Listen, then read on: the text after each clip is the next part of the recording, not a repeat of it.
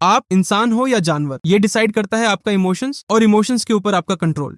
किसी सक्सेसफुल इंसान का एग्जाम्पल आप ले लो, चाहे वो पॉलिटिशियन हो या बिजनेसमैन, स्पोर्ट्समैन हो या आपके फील्ड के मोस्ट सक्सेसफुल पर्सन क्यों ना हो, उन सब में एक क्वालिटी कॉमन होता है, वह इमोशनली बहुत स्टेबल होते हैं। उनके और उनके काम के बीच में कोई एक्स्ट्रा थॉट या कोई एक्स्ट्रा इमोशन को आने नहीं देते, क्योंकि वह इमोशन डिटैचमेंट को मास्टर कर चुके हैं। और ये जन्म से पाया हुआ कोई क्वालिटी नहीं, ये एक स्किल है जो हम और आप सीख सकते हैं। तो पहले जानेंगे इमोशनल डिटैचमेंट कहाँ कहाँ काम आता है। क्या सिर्फ पढ़ते हुए, ऑफिस में टारगेट पूरे करते हुए या सिर्फ अपने गोल्स के ऊपर काम करते हुए ये काम आएगा?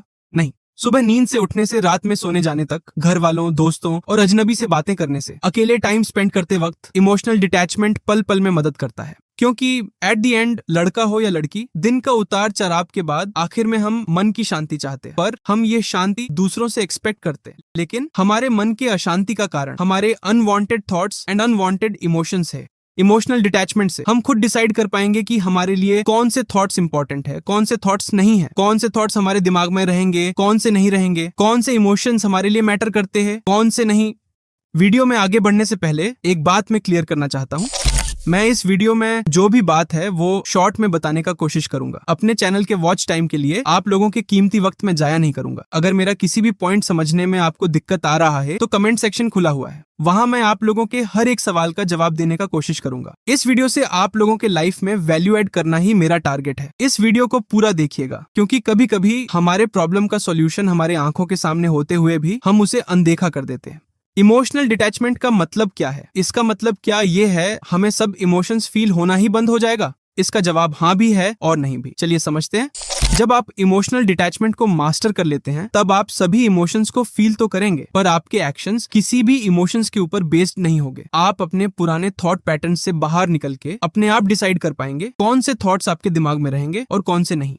इमोशनल डिटैचमेंट को हम यूज कैसे करें? इमोशनल डिटैचमेंट को यूज करने का 4 स्टेप्स है। Observe, identify, understand and focus. हम इसको 3 एग्जांपल्स के मदद से समझेंगे। फर्स्ट एग्जांपल, आप लोगों ने कभी ना कभी तो घर में, बस या ट्रेन में कुछ कारण से अपने से बड़े उम्र के लोगों से बहस किया ही होगा। कोई भी नॉर्मल आदमी उस समय पर या तो डर के मारे चुप हो जाता या फिर गुस्से में आकर गाली गलौज और मारपीट करने लगता। आपने भी कभी ना कभी दूसरे किसी को ऐसे लड़ते हुए देखकर सोचा होगा कि ये लोग बिना वजह एक दूसरे से पागल कुत्ते की तरह लड़ रहे हैं।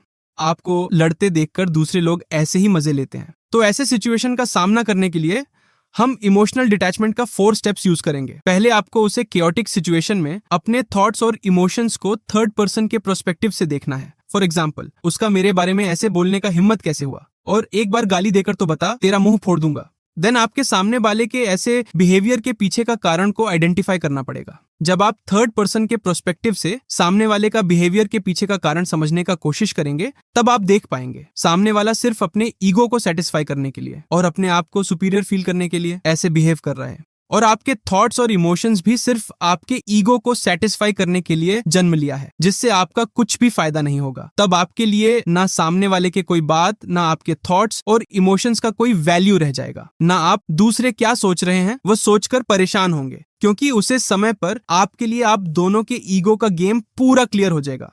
आपका सोच उन टॉप 5% लोगों के जैसा ही हो जाएगा जो इस दुनिया को चला रहे हैं। जब आप समझ जाएंगे कि सामने वाला पागल कुत्ते की तरह बस भौंके जा रहा है, तब आपका फोकस सिर्फ उस झमेले से निकलने का होगा, क्योंकि आप समझ जाएंगे बहस करने से आपका कोई फायदा नहीं है।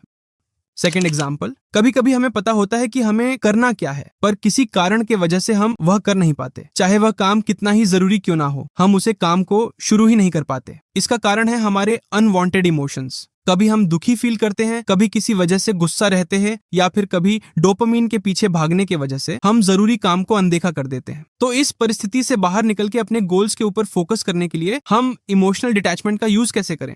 पहले फर्स्ट एग्जाम्पल की तरह ही हम अपने आप को और उस समय जो इमोशंस फील हो रहे हैं उसको थर्ड पर्सन के नजरिए से देखने का कोशिश करेंगे। इस समय हमें ध्यान रखना होगा कि हम और हमारे इमोशंस अलग हैं। देन आपको उस इमोशंस के पीछे का कारण आइडेंटिफाई करना होगा, और आपको अपने आप से यह पूछना होगा कि मेरे लिए इस समय सबसे जरूरी काम क्या है और क्यों है। इसका आंसर सभी के लिए अलग अलग होगा। किसी के लिए वह अपने प्यार को पाना हो सकता है, तो किसी के लिए अपने परिवार का सपना पूरा करना हो सकता है, किसी के लिए दूसरों का सेवा करना हो सकता है, तो किसी का सिर्फ सेल्फ सेटिस्फैक्शन भी हो सकता है। पहले क्वेश्चंस के आंसर्स जब आपको मिल जाएंगे, तब नेक्स्ट आपको अपने आप से यह पूछना है, अभी जो मैं फील कर रहा हूं वह मेरे गोल्स के लिए जरूरी है या नहीं।